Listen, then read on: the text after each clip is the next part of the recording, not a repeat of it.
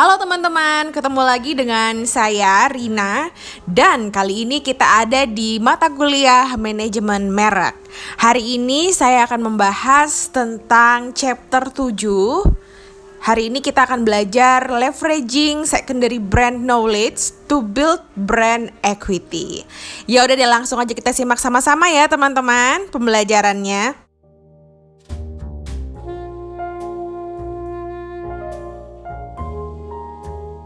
Pada chapter ini, kita akan sama-sama belajar ya teman-teman, bagaimana sih brand suatu perusahaan itu bisa memanfaatkan secondary association untuk membentuk suatu new brand association.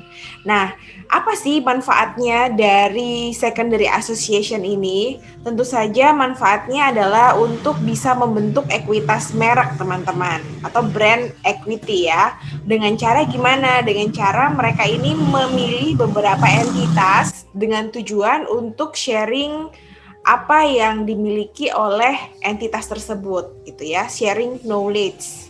Tentu saja harapan dari memanfaatkan secondary association ini adalah supaya perusahaan inti bisa mendapatkan manfaat dari brand knowledge yang dimiliki oleh masing-masing brand yang diajak berasosiasi ini. Di antaranya ada awareness and knowledge dari entitas yang diajak bekerja sama, kemudian ada meaningfulness tentang knowledge dari masing-masing entitas, kemudian bisa transfer knowledge dari masing-masing entitas juga.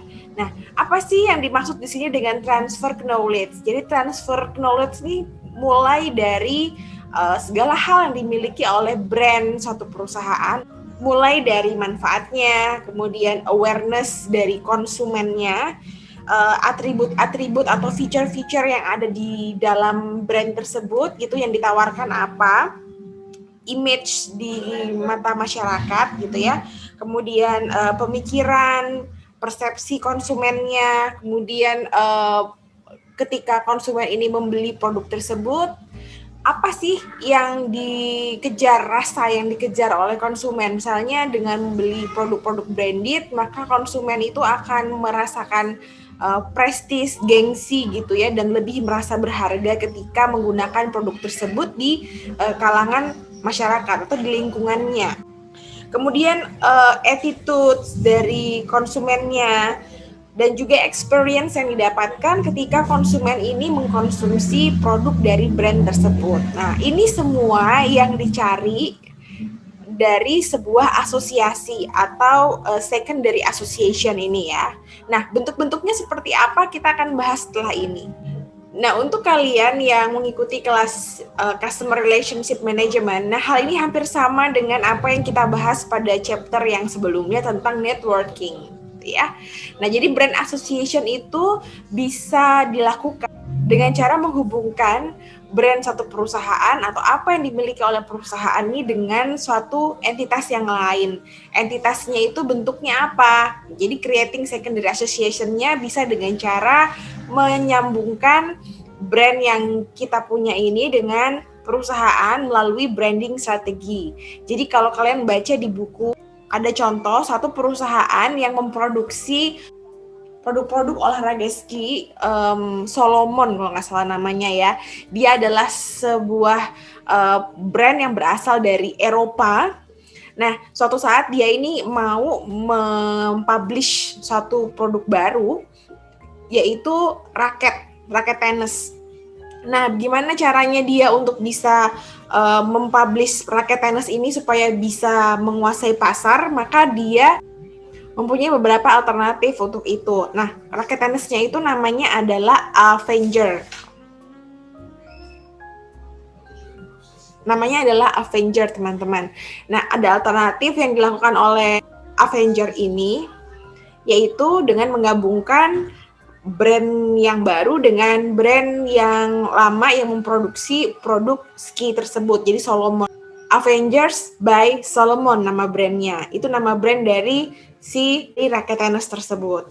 Terus yang kedua itu Solomon juga berusaha untuk mengikuti event-event lomba-lomba kejuaraan tenis gitu ya, dan juga dia mencari brand ambassador yang berasal dari kalangan petenis, dan juga mensponsori beberapa acara-acara besar yang berhubungan dengan tenis.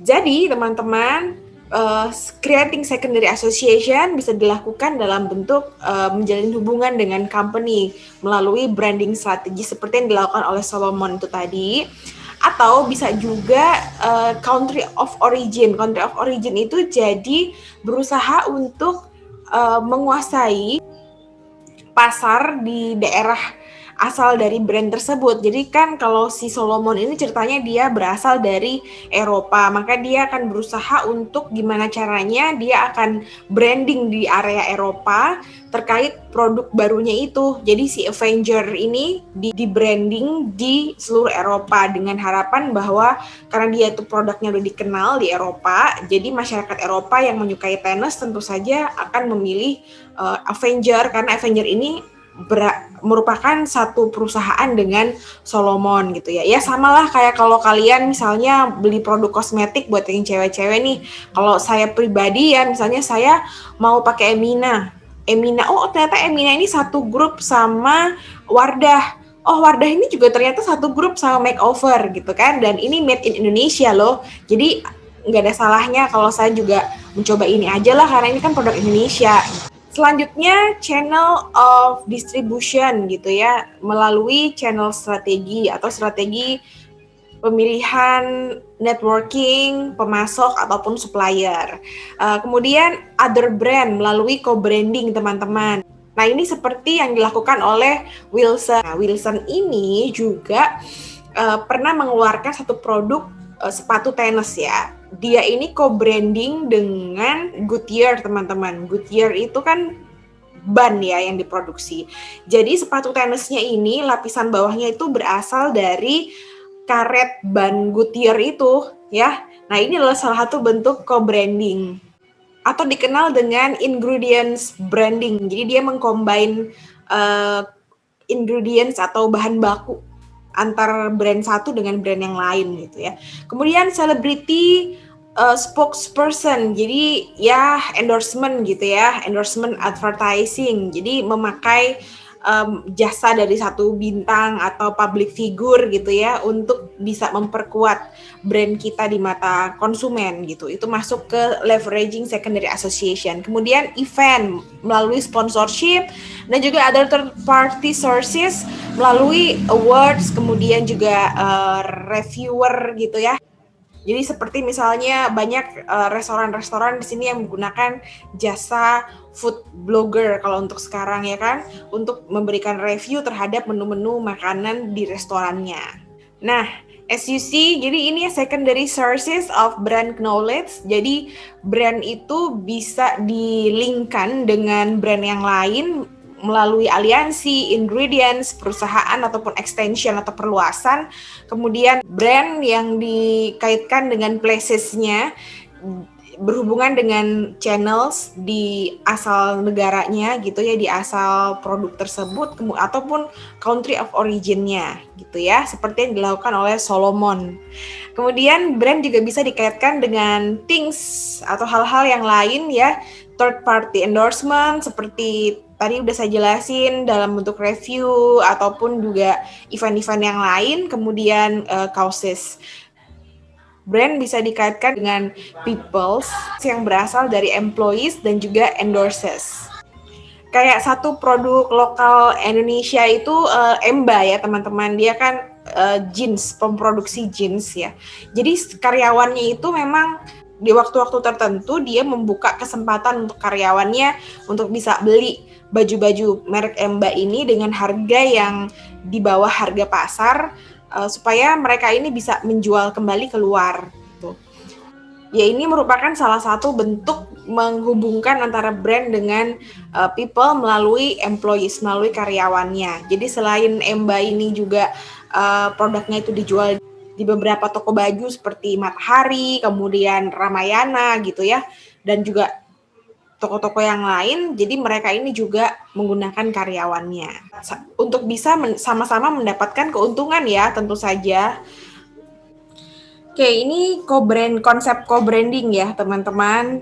Jadi ini terjadi ketika ada 2 atau lebih brand itu bergabung untuk menyatukan produk, atau mereka juga memasarkan satu produk itu bersama pada suatu model tertentu gitu ya.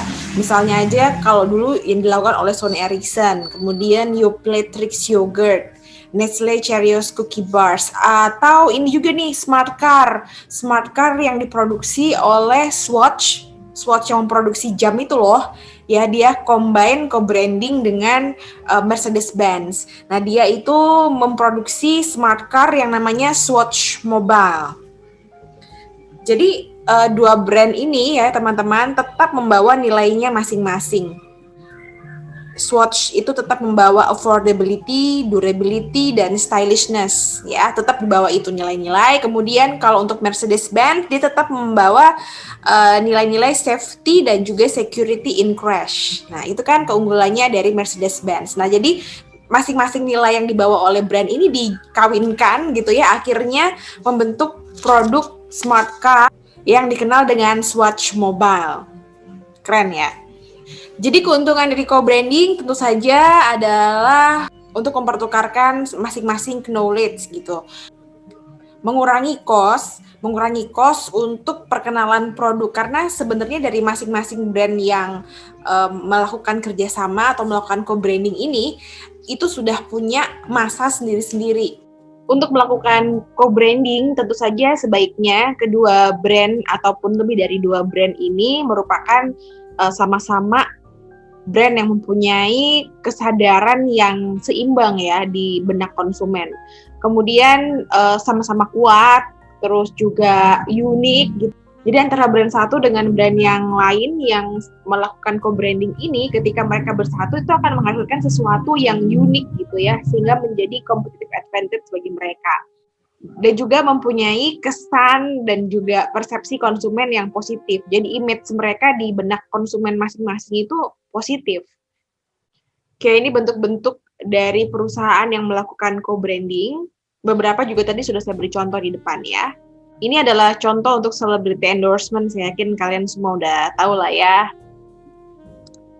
Ini ya, ini overdose. Jadi semuanya bintangnya sama gitu.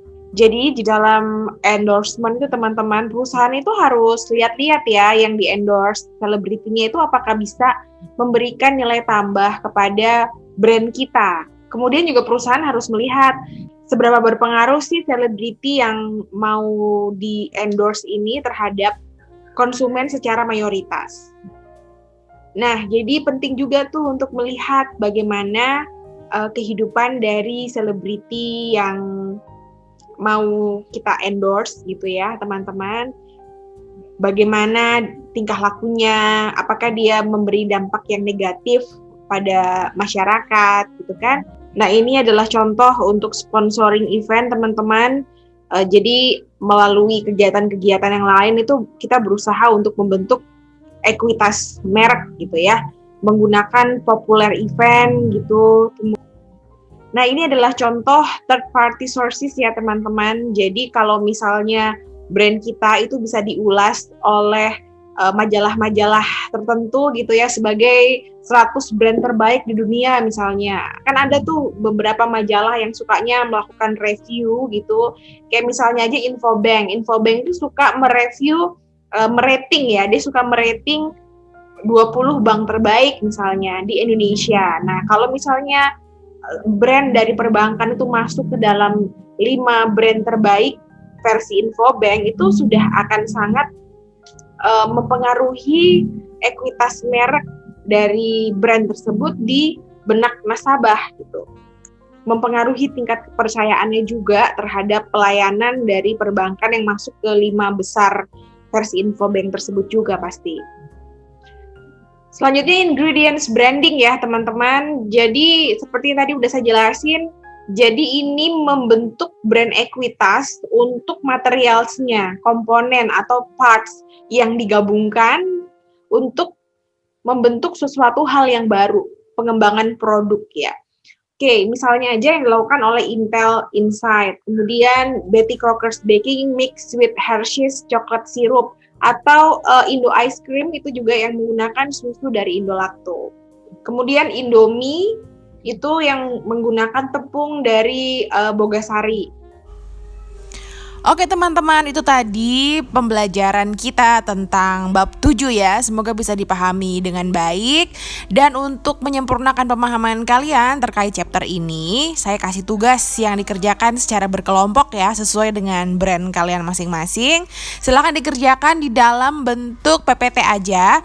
Dan minggu depan siap-siap untuk dipresentasikan. Saya akan pilih 2 kelompok yang akan mempresentasikan materi ini pada pertemuan selanjutnya.